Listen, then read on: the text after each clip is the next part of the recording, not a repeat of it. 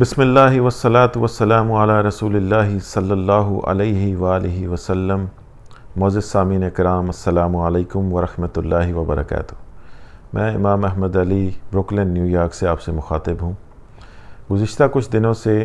ایک viral clip نظر سے گزرا، بار بار گزرا، لوگوں کے کمنٹ بھی اس کے اوپر میں نے دیکھے، اور میں سمجھتا تھا کہ شاید علماء جب اس مسئلے کو بیان کریں گے تو شاید وہ شخص کہ جس نے یہ خطا کا لفظ سیدہ کائنات سیدہ فاطمۃ الزہرا سلام اللہ علیہا کے متعلق استعمال کیا، وہ شاید توبہ تائب ہونے کی کوشش کرے اور اپنی بات سے رجوع کرے۔ لیکن آج ایک اور کلپ نظر سے گزرا اور بہت افسوس ہوا کہ وہ شخص جو ہے وہ اس بات کو ڈیفینڈ کرنے کے لیے اپنے آباء و اجداد کے ریفرنس ڈھونڈنے کی کوشش کر رہا ہے اور ان کے اندر سے یہ لفظ ثابت کرنے کی کوشش کر رہا ہے، حالانکہ شاید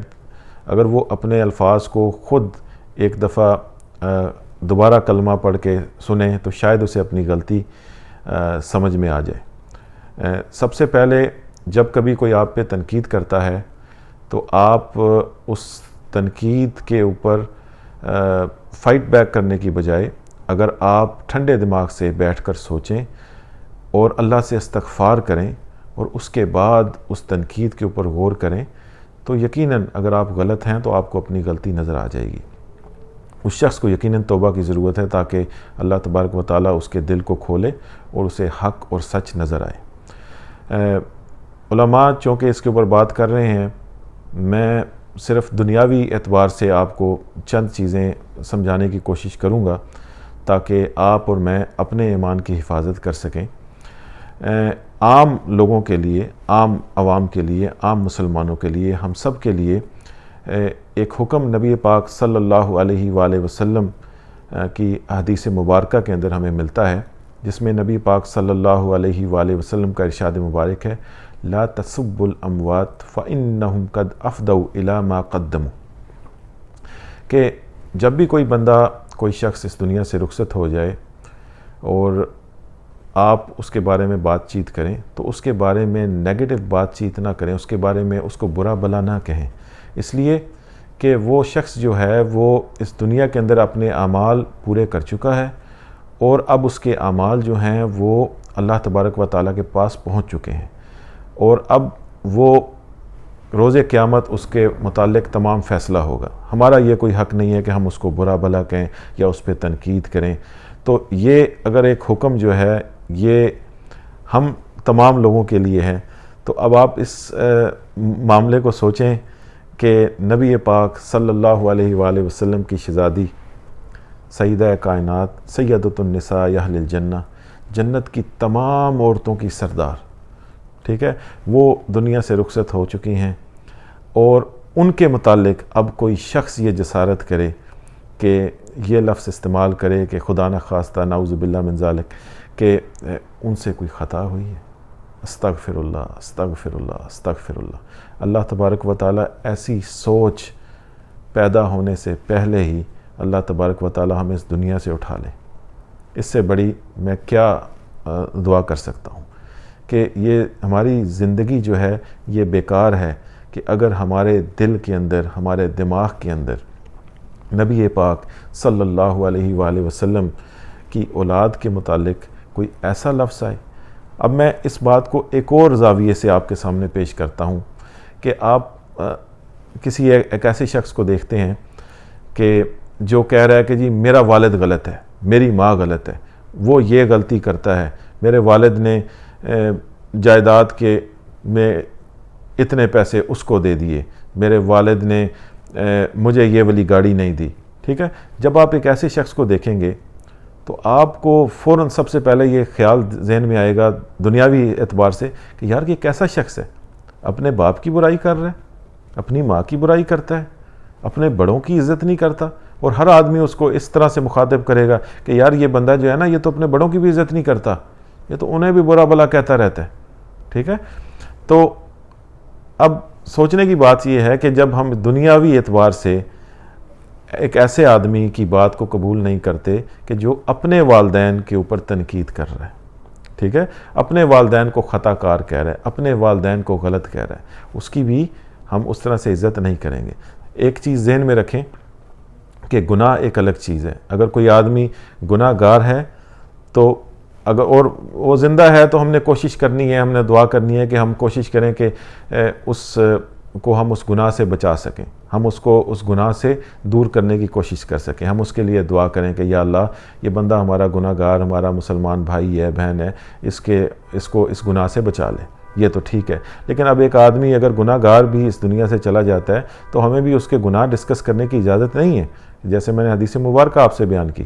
کہ جو آدمی اس دنیا سے چلا گیا اب ہم اس کے بارے میں برے الفاظ، برے القابات یا اس کے گناہوں کو بیان نہیں کر سکتے، یہ جائز نہیں ہے۔ تو یہ جو شخص ہے اس کا نام میں لینا اس لیے پسند نہیں کروں گا کہ یہ اس قابل ہی نہیں ہے کہ اس کا نام لیا جائے۔ تو اس لیے دنیاوی اعتبار سے بھی میں نے آپ کے سامنے کچھ مثالیں پیش کی کہ یہ چیز اگر ہم اپنے والدین کے متعلق بھی یہ ایسے الفاظ استعمال کریں کہ جی ہمارے والدین خطا کار ہیں، وہ ان سے بہت زیادہ خطائیں ہوئی ہیں، تو کوئی سننے والا جو انسان ہے وہ ہمیں یہی کہے گا کہ یار تم ٹھیک نہیں ہو، کہ تمہاری اتنی جرت کہ تم اپنے والدین کے بارے میں ایسی بات کر رہے ہو، تم کیسے انسان ہو۔ تو اب آپ دیکھیں کہ وہ ایک معاملہ جو ہے جس کو اس شخص نے ڈسکس کرنے کی کوشش کی، اس آدمی کی اوقات ہی نہیں ہے کہ وہ اتنی بڑی بڑی ہستیوں کے متعلق بات کر سکے۔ ہمیشہ ایک کلیہ ذہن کے اندر رکھیں کہ ہم سے جو بھی مقام میں، درجے میں اعلیٰ ہیں نا، ان کی ہم نے صرف تعریف بیان کرنی ہے۔ یہی ہمارا عقیدہ ہے کہ ہم نے ان کی صرف تعریف بیان کرنی ہے۔ اگر ایک میں ایگزامپل دیتا ہوں آپ کو کہ لیٹ سے کہ اگر کسی کتاب کے اندر، جیسے کہ وہ شخص کوشش کر رہا ہے کتابوں کے اندر جا کے اب اپنے آپ کو صحیح ثابت کرنے کی کوشش میں لگا ہوا ہے، کتابوں میں جا رہا ہے جی فلانی کتاب میں یہ لکھا ہے، فلانی کتاب میں یہ لکھا ہے۔ ہم تو غیب پہ ایمان لانے والے ہیں۔ اگر کسی کتاب کے اندر ہماری کسی مقدس ہستی کے بارے میں کچھ بھی لکھا ہے، ٹھیک ہے، غلط لکھا ہے، ٹھیک ہے، یہ ہمارا عقیدہ ہونا چاہیے کہ یہ جو غلط باتیں یا کوئی بھی، پہلے تو اس طرح کی کوئی باتیں ہیں نہیں، لیکن اگر کوئی اس طرح کی باتیں کوئی بندہ نکال بھی لیتا ہے، بہت ساری کتابیں ہیں، ہر کتاب نہ علماء کو موقع ملتا ہے پڑھنے کا، نہ ہی اکثر ہم انہیں پڑھ سکتے ہیں وقت کی کمی کی وجہ سے، اور قرآن مجید کو ہی پڑھتے پڑھتے میرے جیسا جو کم علم طالب علم ہے اس کو تو قرآن مجید کی تفسیر سمجھتے ہوئے پڑھتے ہوئے پوری زندگی گزر جائے اور میں شاید پھر بھی پوری طرح سے اس کو نہ پڑھ سکوں، نہ سمجھ سکوں۔ یہ تو ہم جو عام لوگ ہیں ہمارا تو یہ حال ہے۔ تو اگر اب وہ کتابوں کے ذخیرے میں کہیں جا کے کوئی عبارت اپنے حق میں لانا بھی چاہ رہا ہے اور اس عبارت کے متعلق میں یہی کہوں گا کہ بھئی وہ تمہاری عبارت غلط ہوگی، ٹھیک ہے۔ ہمارا تو ایمان ہے کہ یہ جتنی مقدس شخصیات ہیں جن کی نسبت نبی کریم صلی اللہ علیہ وآلہ وسلم سے جڑی ہوئی ہے، وہ سب حق پہ تھی نہیں، وہ سب حق پہ ہیں، حق پہ رہیں گی۔ اور اگر ہم نے ان کے متعلق کوئی بھی ایسا لفظ استعمال کیا کہ جس میں ہم یہ ثابت کرنے کی کوشش کریں کہ ان سے کوئی غلطی ہوئی، تو وہ غلط نہیں ہے، ہم غلط ہیں۔ اللہ تبارک و تعالی ہم سب کو اس مسئلے کو سمجھنے کی توفیق عطا کرے، اور وہ جو شخص ہے اسے اللہ تبارک و تعالی توبہ کی توفیق نصیب کرے، اللہ تبارک و تعالی اس کے دل کو کھولے کہ وہ اپنی خطا کو سمجھ سکے۔ اللہ تبارک و تعالی ہم سب کو بزرگوں کی عزت کرنے کی توفیق نصیب کرے، ہم سب کو نبی کریم صلی اللہ علیہ وآلہ وسلم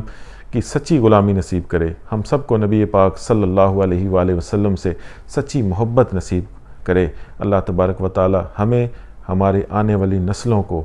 ایمان کی سلامتی نصیب کرے۔ اقول قولی ھذا واستغفر اللہ لی ولکم ولسائر المسلمین من کل ذنب فاستغفروہ انہ ھو الغفور الرحیم۔